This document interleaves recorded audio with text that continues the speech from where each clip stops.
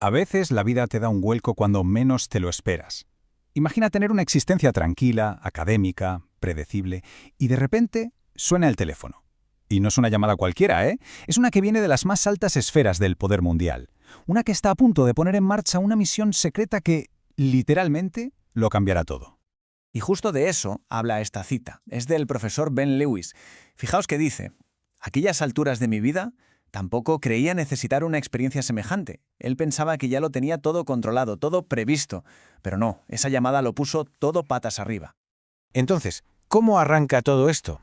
Pues curiosamente, el origen de esta misión de alto secreto no está donde uno esperaría, no en una agencia de espías, sino en un lugar mucho más solemne, los pasillos del Vaticano. Todo, absolutamente todo, comienza con una reunión. Y no una reunión cualquiera. Hablamos de una conversación larga, a puerta cerrada, entre dos de las personas más influyentes del planeta. Un encuentro que iba a ser la primera piedra de una misión como nunca antes se había visto. Y esos dos líderes eran nada más y nada menos que el Papa Francisco y el presidente Obama. ¿Y de qué hablaron? Pues de una crisis que estaba creciendo en silencio, lejos de los grandes titulares, pero que a ellos dos les quitaba el sueño. De esa conversación salió una petición. Una petición confidencial, por supuesto, dirigida al secretario de Estado de Estados Unidos, John Kerry. La misión era clara. Había que encargar un informe para saber de una vez por todas qué estaba pasando de verdad sobre el terreno. Y así nace el informe Kerry.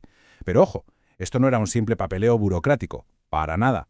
Era una investigación multidisciplinar, de alto secreto, vamos, una auténtica misión para destapar la realidad que estaban viviendo millones de personas, desde los cristianos coptos en Egipto hasta los yazidíes en Irak.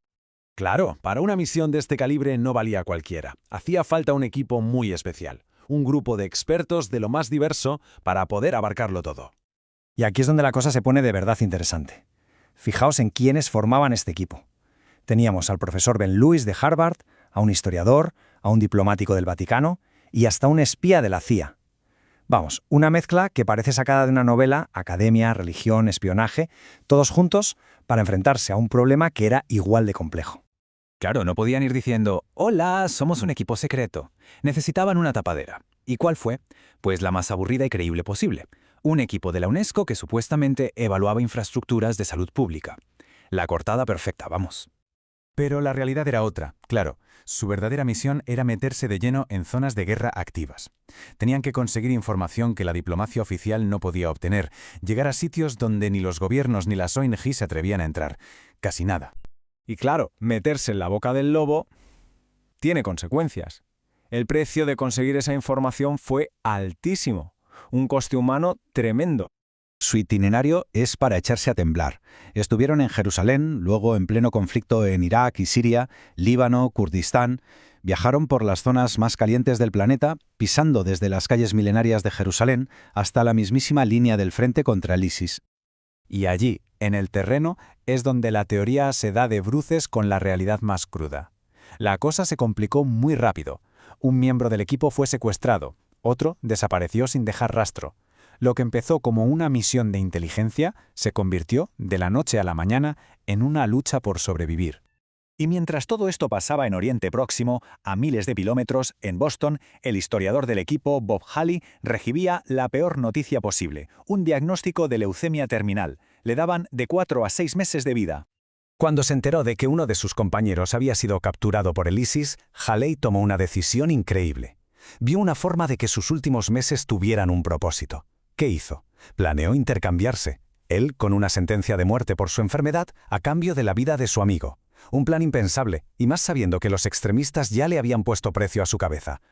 Y al final, el intercambio se llevó a cabo. Una vida por otra. Un sacrificio brutal que demuestra hasta qué punto estaban comprometidos con esta misión, con la necesidad de terminar ese informe. Pero tanto sacrificio no fue en vano. De todo aquello salió un documento demoledor, de 800 páginas, que exponía la verdad de la región sin ningún tipo de filtro.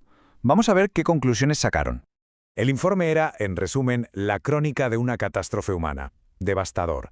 Detallaba con una precisión escalofriante cómo se estaba borrando del mapa a comunidades enteras con miles de años de historia.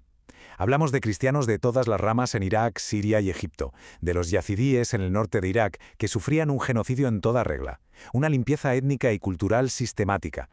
Pero lo más potente del informe eran sus conclusiones clave. Alertaba, por ejemplo, de que la presencia cristiana en Oriente Próximo estaba al borde de la extinción. Y aquí viene lo gordo. Señalaba que las políticas de Occidente, las que animaban a la gente a emigrar para salvarse, en realidad estaban acelerando la crisis. ¿Por qué? Porque vaciar la región de su diversidad creaba un vacío perfecto para que el extremismo se hiciera aún más fuerte. Hacía falta un enfoque totalmente nuevo. Y como era de esperar, cuando el informe llegó a la Casa Blanca, el impacto fue inmediato. El propio presidente Obama lo calificó de oportuno, necesario y fundamental. Se dieron cuenta de que tenían en sus manos un documento que podía cambiar por completo su política en la región. Vale, el informe es un éxito, pero ¿a qué precio? Esto nos lleva a la pregunta final y quizás la más importante. ¿Un informe puede realmente cambiar algo? Porque no podemos olvidar esto. El informe se entregó, sí, pero por el camino se quedaron 3 miembros del equipo original. El padre Tomás Martelli, asesinado en Siria, el profesor Robert Halley, que murió en el intercambio, y Bill Clark, el agente de la CIA, desaparecido en una última misión. El coste fue altísimo. Y esto nos deja con una pregunta que resuena con fuerza. En un mundo ahogado por la violencia, ¿qué poder real tiene un documento? ¿Qué puede hacer un puñado de páginas, por muy bien escritas que estén, contra la implacable maquinaria de la guerra? Quizás la respuesta está en estas palabras del propio John Kerry. Él veía cada guerra como un fracaso personal. Y a lo mejor de eso se trata. De que, incluso sabiendo que puedes fracasar, el simple hecho de esforzarse por comprender es el único punto de partida posible, el único cimiento sobre el que, algún día, se pueda construir la paz.